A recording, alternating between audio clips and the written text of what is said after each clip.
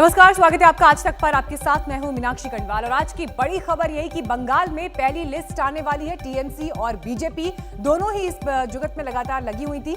BJP आज super 60 का ऐलान करेगी, यानी 15 सीटों पर आखिरी मोहर प्रधानमंत्री मोदी, अमित शाह और जेपी नड्डा लगाएंगे। उम्मीद है कि दोपहर बाद बीजेपी की ये लिस्ट आ जाएगी। लगातार इंतजार हो रहा था कि आखिर कब तक ये लिस्ट आएगी, नाम अनाउंस होंगे, किस सीट पर कौन लड़ रहा है। लेकिन पहली लिस्ट में पहले 2 दौर के प्रत्याशी शामिल होंगे। कल से ही लगातार ये मंथन चल रहा है। अब 15 सीटें ऐसी हैं जिस पर प्रधानमंत्री नरेंद्र मोदी, अमित शाह और जेपी नड्डा मोहर लगाएंगे और उसके बाद ये नाम फाइनल होंगे। दोपहर बाद तक ये लिस्ट सामने आ सकती है। लेकिन देखिए, नंदीग्राम ये असली अखाड़ा बनने जा रहा है, जहां बीजेपी ममता के सामने शुभेंदु अधिकारी को उतारने का मन बना चुकी है, जो टीएमसी छोड़कर बीजेपी में आए थे। ममता बनर्जी की काफी विश्वसनीय, पार्टी में नंबर 2 की हैसियत उनकी रही है। लेकिन इसके अलावा और कौन से हैवी वेट्स हैं वो भी आपको हम दिखा रहे हैं लगातार। लेकिन दूसरी तरफ देखिए, दोपहर बाद टीएमसी की लिस्ट भी आ सकती है। यानी अब दोनों ही खबरें इस तरह की भी आ रही थी कि इंतजार में है कि पहले दूसरा पक्ष अपनी सीटें अनाउंस कर दे, तो उसके बाद अगर आखिरी मोमेंट के कुछ बदलाव भी करने हो तो वो हो सकते हैं। लेकिन 2016-2011 में भी देखिए शुक्रवार को लिस्ट आई थी, तो ये भी एक संयोग है। मौजूदा विधायकों पर सर्वे के बाद फैसला होगा कि उन्हें एक बार फिर आगे टिकट देकर बढ़ाया जाएगा या नहीं। प्रशांत किशोर की टीम ने ये सर्वे कराया था और इसे लेकर भी खबरें इस तरह की थी। टीएमसी के भीतर एक जबरदस्त क्रिटिसिज्म भी झेलना पड़ा था। कई लोग प्रशांत किशोर के काम करने के तरीके से नाराज भी थे। लेकिन जिनके टिकट तय हैं, जो हैवी वेट्स है टीएमसी के, उनके नाम भी आप देख लीजिए। फिरहाद हाकिम, मरूप विश्वास, शशि पंजा, तो ये बड़े नाम जिनको टिकट मिलना लगभग तय है। लेकिन दिलचस्प होने वाला है मुकाबला नंदीग्राम का, क्योंकि जैसी ताल शुभेंदु अधिकारी ने ठोकी कि 50,000 से भी ज्यादा वोटों से वो वहां से जीत जाएंगे अगर वो वहां से उतरते हैं, और ममता बनर्जी भी ऐलान कर चुकी हैं कि वो वहां से इस बार फाइट लड़ेंगी। तो अब देखना ये होगा कि ये मुकाबला पूरे पश्चिम बंगाल की बात की जाए तो उसके मुकाबले में एक तरफा अलग दिखाई देगा। तो चर्चा आज इसी पूरे मामले पर होगी। लेकिन उससे पहले आप देखिए चुनावी बयानबाजियां किस तरह से दिखाई दे रही हैं। ममता बनर्जी की पार्टी जो है टीएमसी, वो पूरे 294 नामों की घोषणा करने जा रही है। वो उनकी रणनीति होगी। हम हमेशा अपने हिसाब से काम करते हैं और इसलिए भारतीय जनता पार्टी के फेज वाइज ही हम लोग चुनाव नाम तय करेंगे। That's an internal matter of the party. We'll announce it when it's time. And is the time going to be anytime soon? It all depends on what you call soon. उनका हक है, लेकिन अगर चीफ मिनिस्टर उनको अगर 10 साल राज करने के बाद अगर उनको सही में लगता है, जिसकी बात वो करते हैं कि उन्नयन किया है, उन्होंने परिवर्तन किया है और उन्नयन किया है और डेवलपमेंट किया है, तो क्यों डर के हमारे 2 जगह से लड़ना है? क्योंकि शुभेंदु भाई ने ऑलरेडी कह दिया है कि नंदीग्राम से लड़ेंगे तो हाफ लाख वोट से हराएंगे। शुभेंदु अधिकारी मतलब नंदीग्राम से चुनाव लड़ने वाले हैं मतलब? हाँ, वो तो पहले ही कह चुके हैं। यहाँ तक कह दिया कि अगर मैं नहीं लड़ा वहाँ से, दूसरा जो भी लड़ेंगे उन्हीं को भी 50,000 वोट से ममता दीदी के खिलाफ जिताएंगे। ये तो उनका कॉन्फिडेंस है और हम इसे बता देते हैं। ममता बनर्जी सैनिक की तरफ लड़ रहा है सारे बंगाल में, and she is fighting alone against the मिसरूल of Narendra Modi's government at the centre.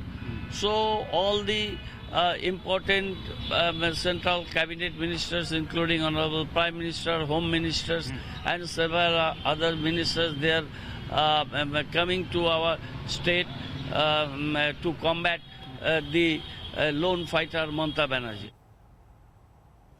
और तमाम खास मेहमान आज सुबह की चर्चा के लिए हमारे साथ जुड़ गए हैं। आपका उनसे परिचय करा दें। हमारे साथ सुकांता मजूमदार हैं, आप लोकसभा सांसद हैं बीजेपी से।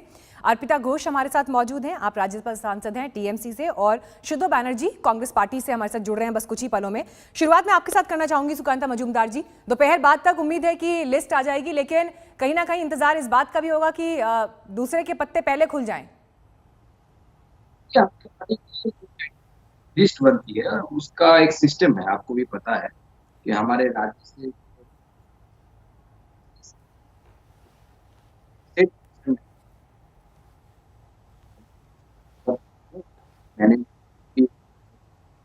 उसके बाद वो हमारे जो सेंट्रल लीडरशिप है उसके पास जाती है, जो संसदीय बोर्ड है वो डिसाइड करता है कि कौन होगा। तो इस हिसाब से हम करेंगे, ताकि पूरे पार्टी की पत्ते की बात उनको लेके कॉन्फिडेंस है। हम अपनी हिसाब से विचार करके हमारा कैंडिडेट अनाउंस करेंगे। अब टीएमसी की बात है, वो अपने हिसाब से करे। हमें कोई ये नहीं उनकी कैंडिडेट क्या कौन बन रहे हैं, कहाँ बन रहे हैं। हाँ, वो अपने हिसाब से करे, हम अपने हिसाब से करते हैं। अर्पिता घोष जी, टीएमसी की भी जो पहली लिस्ट है वो दोपहर बाद तक आने की उम्मीद है, लेकिन नंदीग्राम, चर्चा हर तरफ नंदीग्राम की है और शुभेंदु अधिकारी तो पहले ही ये कह चुके हैं कि अगर 50,000 वोटों से नहीं जीते वहां पर तो पॉलिटिक्स छोड़ देंगे। छोड़ने दीजिए ना, उसमें क्या फर्क पड़ता है। ममता बनर्जी जहां से खड़ी होंगी, Nandigram is very close to Mamata Banerjee's heart. बहुत पहले से शुभेंदु वहां से पहले लड़े थे, अपने पार्टी में थे, अभी वो दूसरे पार्टी में गए हुए हैं। ममता बनर्जी खुद लड़ेंगे। अभी ये सिग्निफिकेंट भी है 67% वोट्स हासिल किए थे शुभेंदु अधिकारी ने, 67% वोट्स बैठे हैं। और नंदीग्राम के लिए ममता बनर्जी पहले से ही लड़ते आए हैं, अभी भी नंदीग्राम से लड़ेंगे। तो हम लोग मतलब वी आर वेरी कॉन्फिडेंट कि नंदीग्राम से ममता बनर्जी जहां से खड़ी होगी वहीं से निकल जाएगी। तो सवाल ही पैदा नहीं होता। शुभेंदु जो बोल रहे हैं उनको पॉलिटिक्स छोड़ना पड़ेगा, ये तो वो तय करेंगे आगे छोड़ेंगे कि नहीं छोड़ेंगे।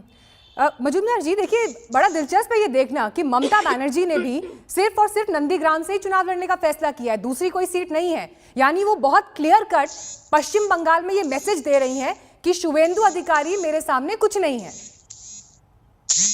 कोई डाउट नहीं है उन्हें अपनी जीत पर।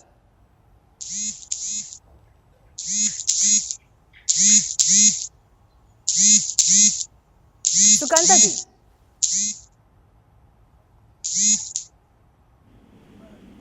सुकांता जी, आपको मेरी आवाज मिल पा रही है? सुकांता जी, आप सुन पा रहे हैं आवाज? प्लीज रिस्पॉन्ड करिए अगर आवाज आप तक पहुंच रही है तो। चलिए, शुद्ध बनर्जी जी, आपसे मेरा सवाल यहाँ पर, कांग्रेस पार्टी की लिस्ट कब तक आएगी? यहाँ पर दो कैंडिडेट्स, दो जो टीम्स हैं उनकी लिस्ट तो आज दोपहर बाद तक आ जाएगी। कांग्रेस की क्या तैयारी है? से आपके पास एक खबर होनी चाहिए थी कि आज शाम को ही हमारे संयुक्त मोर्चा के सबसे जो पहला लिस्ट है वो आज जारी हो जाएगी शाम तक।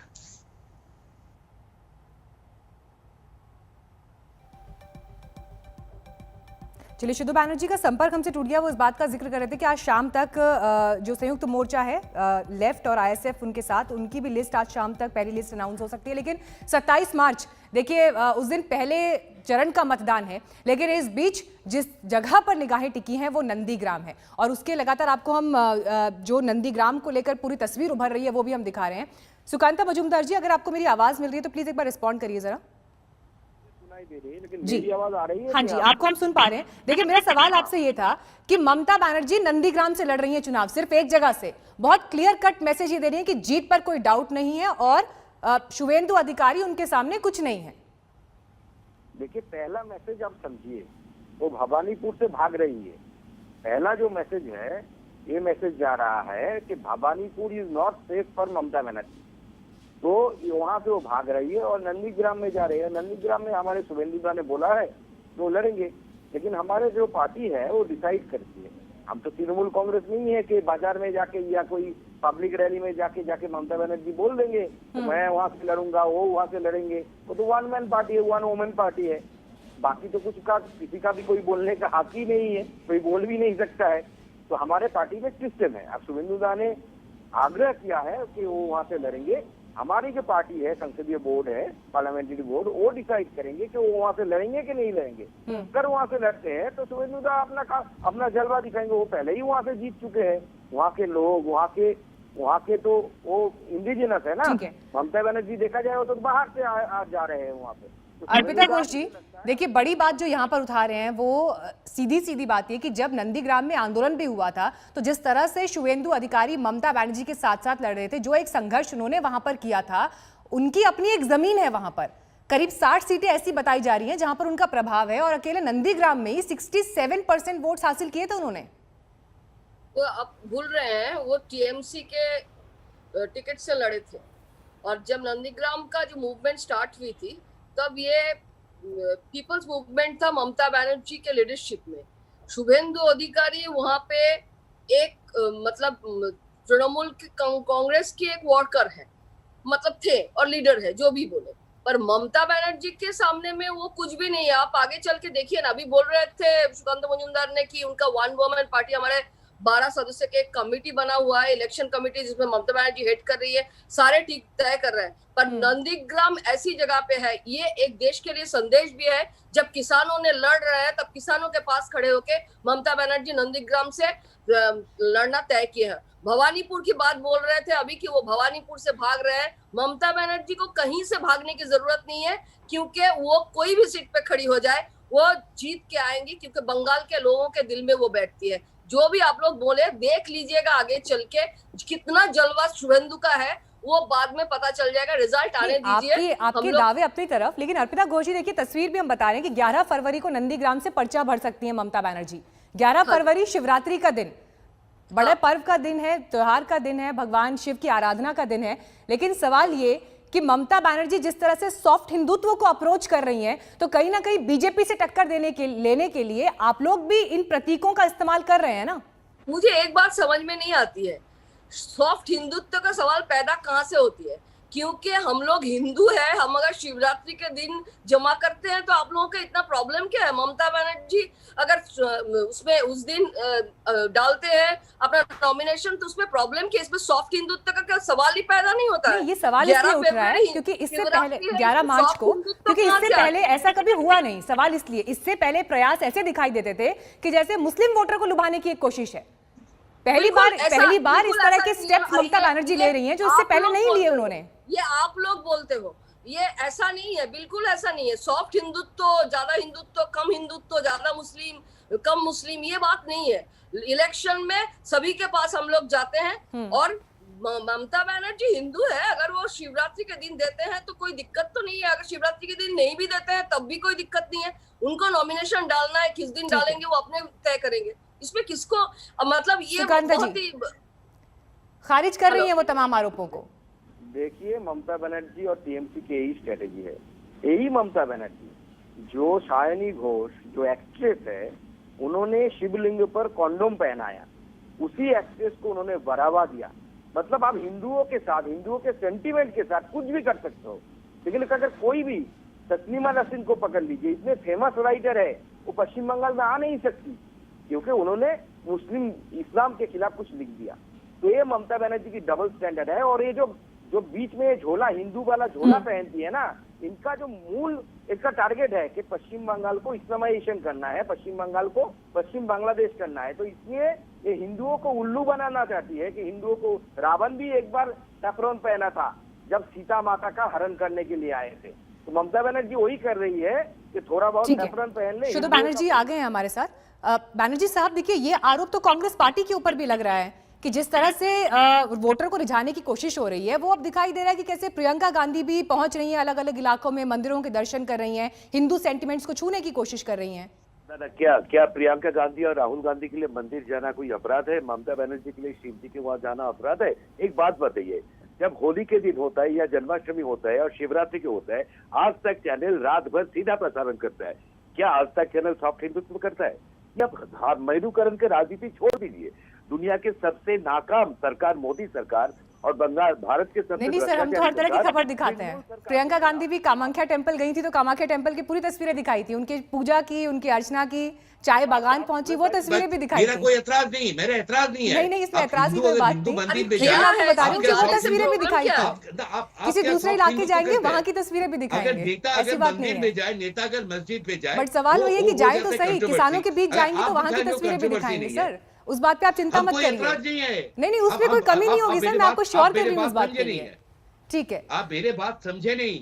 मेरा आज तक के खिलाफ कोई ऐतराज नहीं है। मेरा कहना है, आज तक अगर वृंदावन से आपका जन्माष्टमी के दिन सीधा प्रसारण करे, उसका मतलब क्या आज तक कम्युनलिज्म कर रहे हैं? ऐसा बिल्कुल नहीं है। वो बिल्कुल सही दिखा रहे हैं। मैं तो बीजेपी के आरोप पर आपसे जवाब दे रही थी, और ये सवाल इसलिए था जो चुनाव की टाइमिंग।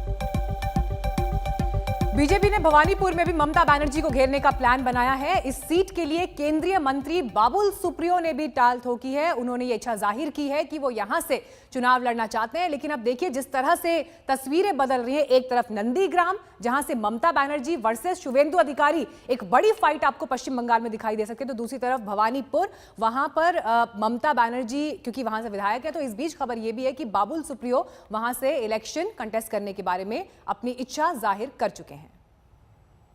भवानीपुर से ममता बनर्जी की जो सीट है वहां से ये कहा जा रहा है बाबुल सुप्रियो भी चुनाव लड़ना चाहते हैं। बाबुल सुप्रियो केंद्रीय मंत्री हैं, वो अगर लड़ना चाहते हैं, पार्टी लड़ाएगी तो पार्टी पूरा उनके पीछे खड़ा रहेगी। बंगाल भाजपा पूरा उनके साथ लड़ेगा। ममता बनर्जी की पार्टी जो है टीएमसी वो पूरे 294 नामों की घोषणा करने जा रही है। वो उनकी रणनीति होगी। हम हमेशा अपने हिसाब से काम करते हैं और इसलिए भारतीय जनता पार्टी के फेज वाइज ही हम लोग चुनाव नाम तय करेंगे। सुकांता मजूमदार जी, देखिए ये तो बड़ी खबर है। अब अगर बाबुल सुप्रियो भी इच्छा जाहिर कर रहे हैं और इस बीच क्योंकि ममता बनर्जी ये कह चुकी हैं कि नंदीग्राम उनकी बड़ी बहन जैसी है और भवानीपुर छोटी बहन जैसी, तो ऐसे में सौरव गांगुली, बाबुल सुप्रियो नाम बड़े हैं, अटकलें काफी हैं, टिकट दिया जाएगा? देखिए, वो तो हमारे पार्लियामेंट्री बोर्ड जो है वो डिसीजन लेती है। पहले मैं बता चुका हूँ, किसी टीवी शो में हमारे कोई भी नेता छोटे से लेकर बड़े तक किसी की ये अधिकार नहीं है कि वो बोल दे कि उनको टिकट दिया जाएगा, क्योंकि हमारे पार्टी एक सांगठनिक पार्टी है। तो ऐसा सिस्टम है, हम सिस्टम से बाहर कभी नहीं जाते। तो हमारी पार्टी के जो सिस्टम है उसी हिसाब से हमारे पार्लियामेंट्री बोर्ड देंगे। और एक सांसद है, मंत्री है, हमारे केंद्रीय मंत्री, पार्टी को मुझे लगता है पार्टी को चाहिए तो उनको लड़ाना। पार्टी अगर डिसाइड करती है तो पूरी पार्टी हम उनके पीछे खड़े होंगे और उनको लड़वाएंगे। और उनको मुझे लगता है अगर वो भवानीपुर से खड़े, क्या ऐसा भी है कि बंगाल में बीजेपी के आने की संभावनाओं के बीच बाबुल सुप्रियो को ऐसा लग रहा है कि उनकी एक बड़ी भूमिका हो सकती है, क्योंकि राज्य में बीजेपी को आगे बढ़ाने वाले जो शुरुआती नाम हैं उनमें से बाबुल सुप्रियो एक हैं? हाँ, बाबुल दा हमारे सीनियर लीडर है, 2 बार के सांसद बन चुके हैं और मंत्री भी बने थे। बहुत सारे ऐसे नेता हमारे पार्टी में हैं जिनका पार्टी को दिलीप दा से लेकर, मुकुल दा से लेकर, अभी रिसेंटली शुभेंदु अधिकारी, राजीव बनर्जी, ऐसे बहुत सारे नाम हैं। पुराने कार्यकर्ता है जो है, राहुल सिन्हा जी है, डॉक्टर सुभाष सरकार है, देवोश्री चौधरी है, बहुत सारे लोग हैं जिन्होंने पार्टी को बढ़ाने के लिए बहुत परिश्रम किया है। बाबुल दा भी उनमें से एक है। तो अगर बीजेपी की सरकार बनेगी, इस बार जो बीजेपी की सरकार बनने जा रही है उसमें बाबुल दा का भूमिका हो। अर्पिता घोष इस पर जवाब देंगी, लेकिन इस बीच बाबुल सुप्रियो के साथ खास बातचीत आज तक नहीं की, एक बार वो आपको सुनवा देते हैं। ममता बनर्जी 11 तारीख को नॉमिनेशन करने जा रही है नंदीग्राम से और भवानीपुर से। करने दीजिए, उनको उनका हक है। लेकिन अगर चीफ मिनिस्टर उनको अगर 10 साल राज करने के बाद अगर उनको सही में लगता है, जिसकी बात वो करते हैं कि उन्नयन किया है, उन्होंने परिवर्तन किया है और उन्नयन किया है और डेवलपमेंट किया है, तो क्यों डर के हमारे 2 जगह से लड़ना है? क्योंकि शुभेंदु भाई ने ऑलरेडी कह दिया है कि नंदीग्राम से लड़ेंगे तो हाफ लाख वोट से हराएंगे। शुभेंदु अधिकारी मतलब नंदीग्राम से चुनाव लड़ने वाले हैं मतलब? हाँ, वो तो पहले ही कह चुके हैं। अभी बाकी अनाउंसमेंट का वेट करिए। मैं तो अनाउंसमेंट करने के लिए नहीं निकल रहा हूँ। लेकिन शुभेंदु अधिकारी लड़ेंगे, आपको उम्मीद है कि जो उन्होंने घोषणा की 50,000 वोट से हराएंगे? एकदम कॉन्फिडेंटली आपको कह रहा हूँ कि शुभेंदु अधिकारी जी ने तो यहाँ तक कह दिया कि अगर मैं नहीं लड़ा वहाँ से, दूसरा जो भी लड़ेंगे उन्हीं को भी 50,000 वोट से ममता दीदी के खिलाफ जिताएंगे। ये तो उनका कॉन्फिडेंस है और हम इसे दाद देते हैं। आपको लगता है कि इस बार ममता बनर्जी का जो किला है वो ढहा जाएगा? वो पब्लिक की नज़र में वो हो चुकी है। मैं आपको बता रहा हूँ, हम गली गली में घूमते हैं, सब लोग जो है चुनाव के लिए प्रचार करते हैं, वो हो चुकी है। ये से कॉन्स्टिट्यूशनल ऑब्लिगेशन है जो लास्ट 2 महीना उनको सरकार में रहना है 5 साल पूरा करने के लिए।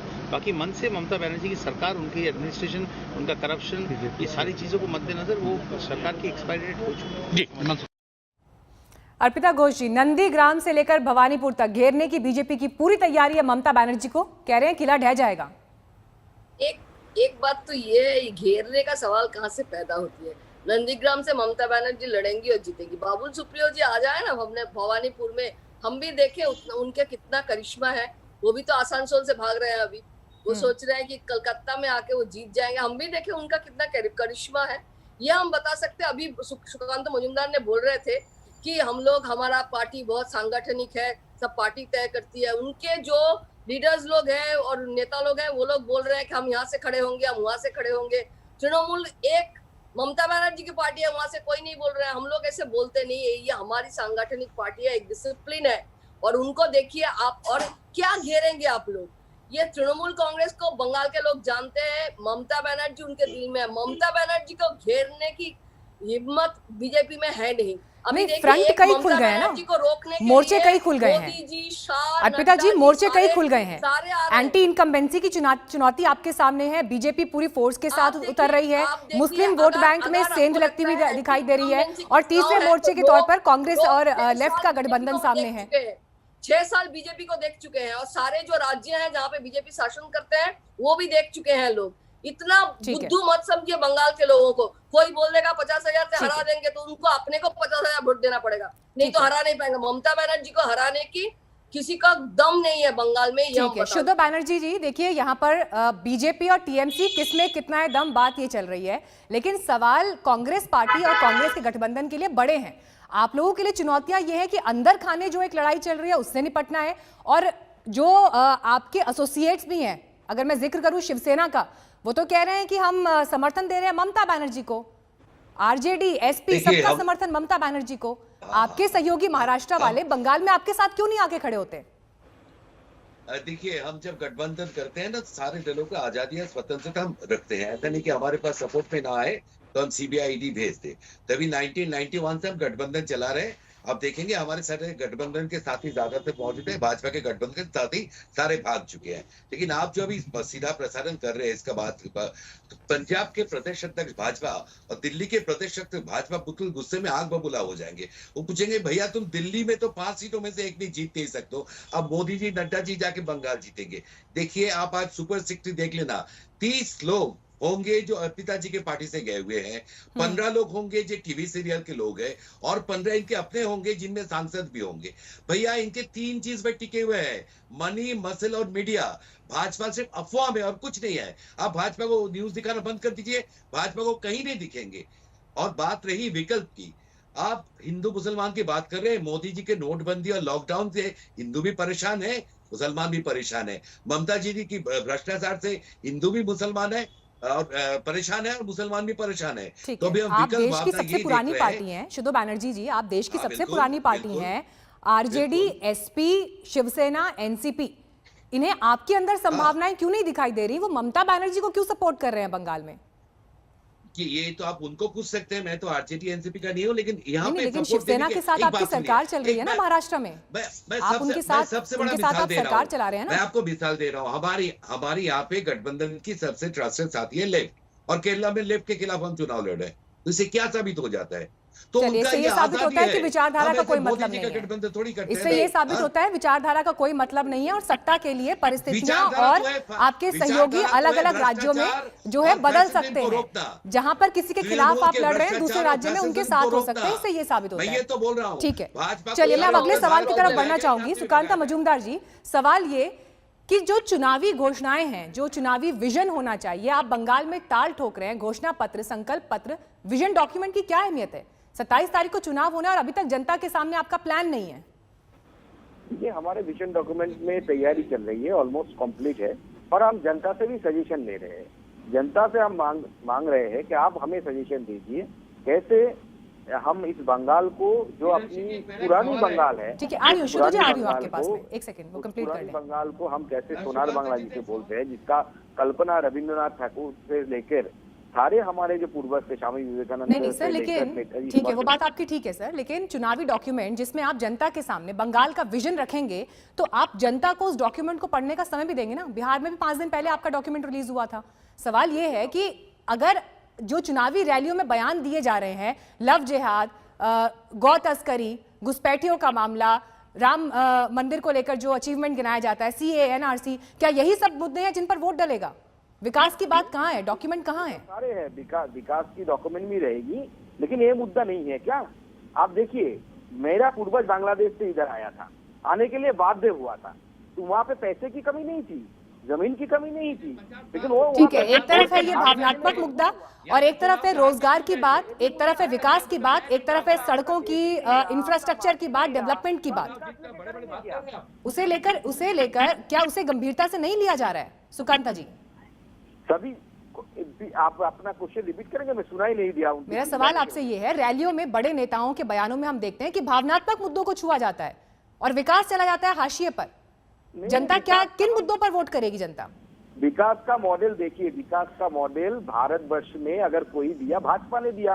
गुजरात को हमने क्या, आज बंगाल को देखिए ना, बंगाल में आप सर्वे करा लीजिए, बंगाल से 50 लाख जो हमारे माइग्रेंट लेबर डिफरेंट स्टेट में काम करने के लिए जाते हैं। कौन से स्टेट में जाते हैं? जो स्टेट में जाते हो बीजेपी वाले स्टेट से, मध्य प्रदेश में जाते हैं। शुभ्रा बनर्जी, क्यों इतनी हंसी आ रही है, बताइए।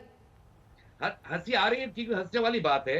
देखिए आजकल तो दिल्ली में ये अफवाह है कि प्रधानमंत्री या स्वराष्ट्र मंत्री के पास मिलने वालों में से कोई विकास नाम का बंदा ना हो, क्योंकि विकास सुन के ही डर रहे हैं। अब सुकांत जी को पूछ रहा हूँ, 18 लोग ये चुन के गए हैं, तो आज सन 84 में हमारा 16 लोग चुन के गए थे, उसमें 6 कैबिनेट मंत्री थे। इन्होंने 18 लोग मोदी जी से कितना पैसा चुन के लेके आए हैं, क्या प्रोजेक्ट लेके आए? वो आयुष्मान भारत और स्वच्छ भारत सुनकर तो काम नहीं चलेगा। नौकरियां कहाँ हैं, कमाई कहाँ है, महंगाई इतने ज्यादा क्यों है, पेट्रोल डीजल गैस के दाम में बढ़ोतरी क्यों है, मोदी जी ने क्या किया है, कृषि बिल का ऊपर, कृषि कानून के ऊपर इनका क्या रवैया है, कोई जवाब है? ये तो जाएंगे हिंदू मुस्लिम में, और आप देखें ना, हिंदू ने इनको पंजाब में ना करा है, हिंदुओं ने इनको दिल्ली में ना करा है।